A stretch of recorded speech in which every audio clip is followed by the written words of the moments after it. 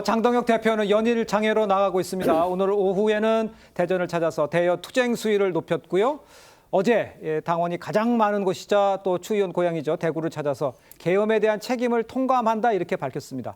직접 한번 들어보시죠. 민주당의 의회 폭거와 국정 방해가 결국 계엄을 불러왔습니다. 그렇지만 결과적으로 많은 국민들께 혼란과 고통을 드렸습니다. 결국 우리 당이 제대로 싸우지 못했기 때문입니다. 민주당의 폭거로 민생이 파탄나고 국가 시스템이 파괴되는데도 우리는 하나 되어 막아내지 못했습니다. 장 대표가 그동안 이 대여 투쟁만 강조해 왔던 만큼 조금은 저 발언 내용 중에 전향적이다 이런 입장을 밝혔다 이렇게 보는 사람들도 있고요. 볼 수도 있을 것 같아요. 직접적 사과는 아니었고 계엄 원인이 민주당에 있다는 점도 강조를 했습니다. 여기에 대해서 발언을 했다는 것 자체의 의미를 두시는지 아니면 조금 더 제대로 책임을 얘기해야 되는지 어떻게 보세요? 저는 개인적으로는 네. 조금 더 전향적이었으면 좋았겠다라고 생각을 합니다. 예. 그렇지만 고심의 흔적은 느껴졌습니다. 저는 개인적으로. 네.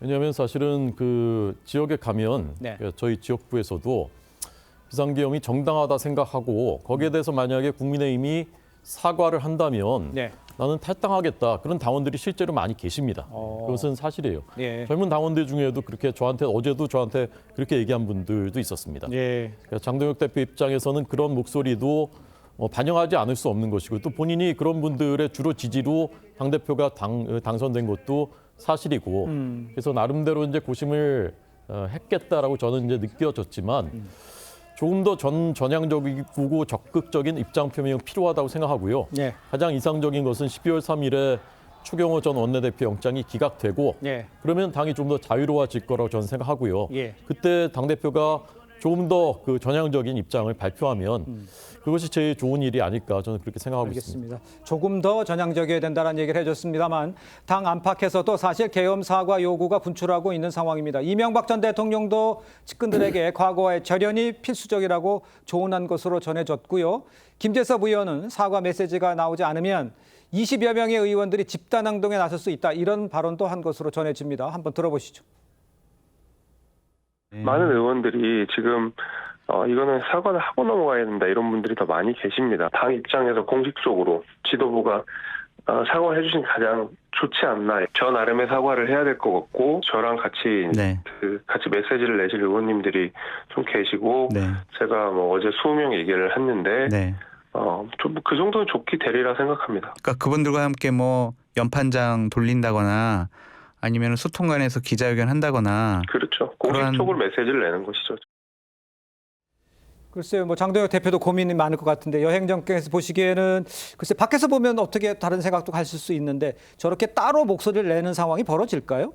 지금 장동혁 대표에 대해서 신동욱 최고위원 같은 경우에도 비상계엄, 불법계엄 사과하고 윤석열 대통령과 절연하자 이런 네. 목소리를 당대표가 내야 된다 이렇게 말씀을 하셨는데 예. 지금 장동혁 지도부는 그런 분위기가 아닌 것 같아요. 그러니까 그런 분위기가 아니기 때문에 소장파로 알려져 있는 김재섭 의원 같은 경우에도 지금 장 대표가 그런 메시지를 내지 않으면 20여 명 모여서 이렇게 네. 연판장 돌려서 사과라고 메시지 돌리겠다. 장동혁 대표를 압박하고 있는 지금 그런 형국이거든요. 네네. 그런데 지금 장동혁 대표가 사과했다고 알려졌지만 실제 발언을 들어보니까 어제 대구 집회에서 한 이야기인데 실제 발언을 들어보니까 민주당 때문에 계엄이 일어났고 다 민주당 탓이다.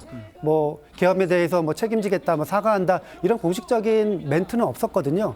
자, 국민의힘이 국민 여러분께 이 비상계엄에 대해서 진심으로 사과를 한다면은 정식으로 공식으로 기자회견 같은 거를 열어서 사과를 하고 그 사과에 대한 조치로 예를 들면 윤석열 대통령과 절연하겠다 이런 메시지까지 나와야 이 사과의 진정성이 이제 국민들로서는 받아들여지는 것인데 네네. 지금 그런 모습을 보이고 있지 않기 때문에 저는 저것을 사과라고 볼 수 없다 이렇게 좀 생각을 합니다. 그렇게 보시는군요.